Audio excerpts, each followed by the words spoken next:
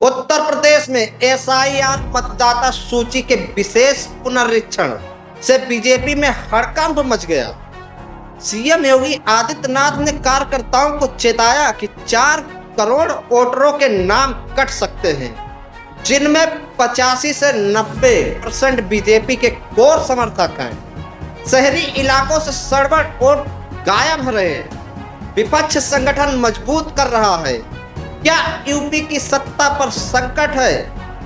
इस खबर से 6 हिस्सों में मैं आपको बताने जा रहा हूं, जिसमें पहले मैं बताऊंगा क्यों बीजेपी एसआईआर को लेकर यूपी में चिंतित है। एसआईआर क्या है?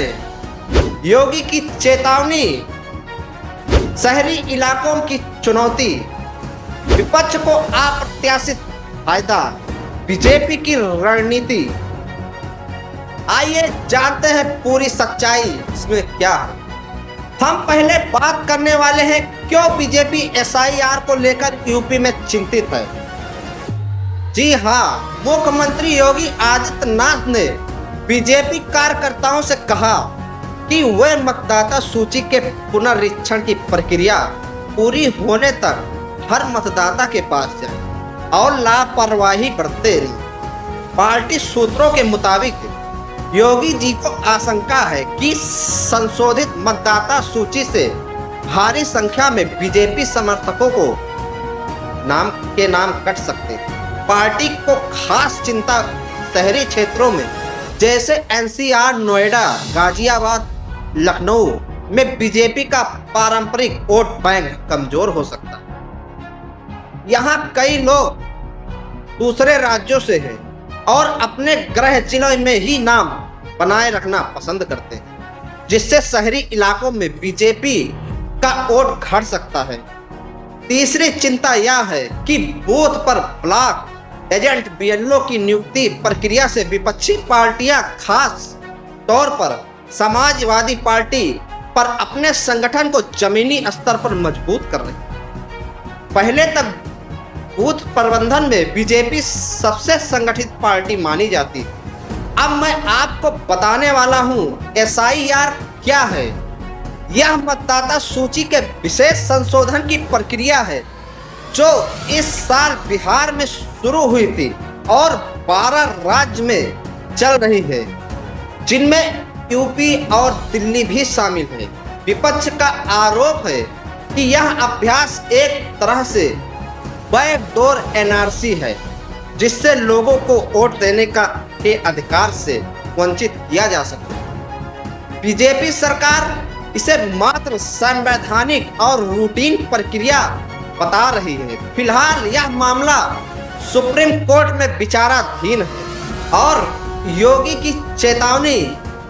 पार्टी सूत्रों के अनुसार एक बंद कमरे की बैठक में आदित्यनाथ ने मंत्रियों और विधायकों से कहा कि शादी ब्याह जैसी निजी घटनाओं से जाने से बचे और पूरी तरह एसआईआर पर ध्यान दें। उन्होंने बताया आबादी के हिसाब से यूपी में 16 करोड़ मतदाता होने चाहिए, लेकिन अभी तक केवल 12 करोड़ का डेटा सामने आया है। इसका मतलब कि करोड़ों नाम गायब हैं। योगी जी का कहना था कि करीब 4 करोड़ मतदाताओं के नाम सूची से हट सकते हैं, लेकिन जिसमें से 85 से 90% बीजेपी के कोर वोटर।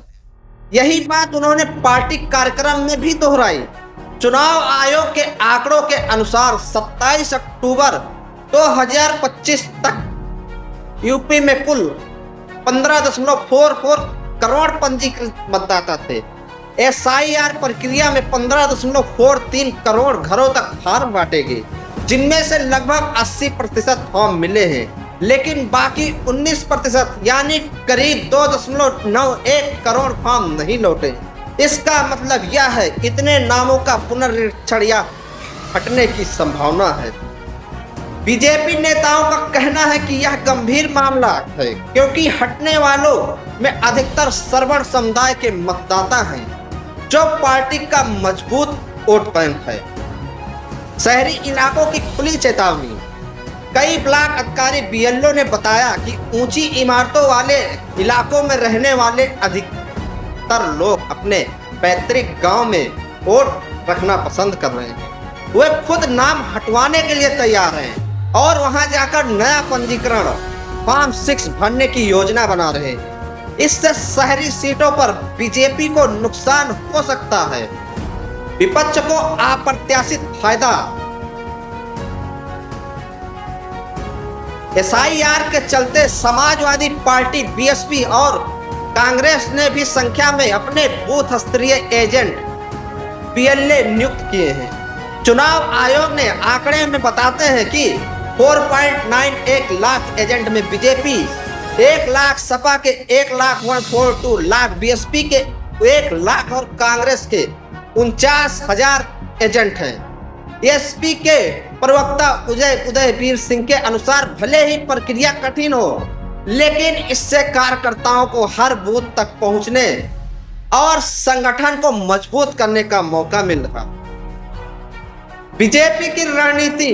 बीजेपी ने अपने दोनों डिप्टी सीएम केशव प्रसाद मौर्य और ब्रजेश पाठक को 25-25 जिलों की जिम्मेदारी सौंपी है ताकि वे प्रक्रिया को निगरानी कर सके और अवैध मतदाताओं की पहचान करवा सके। योगी आदित्यनाथ ने पार्टी नेताओं से कहा कि पुलिस और प्रशासन के सहयोग से घर घर जाकर सत्यापन करें। खासकर झुग्गी बस्तियों और घनी आबादी वाले इलाकों में जिनके पास वैध दस्तावेज नहीं है, उनकी जानकारी प्रशासन को दी जाए। संक्षेप में यह कहा जाए कि बीजेपी की चिंता यह है कि एसआईआर की इस प्रक्रिया में बड़ी संख्या में उसके कोर वोटर, खासकर शहरी और सर्वर्ण वर्ग मतदाता सूची से बाहर हो सकते हैं, जिससे पार्टी को चुनावी स्थिति पर असर पड़ सकता है। जी हाँ, जबकि विपक्ष इस मौके का उपयोग संगठन को बूथ स्तर पर मजबूत करने में कर रहा है।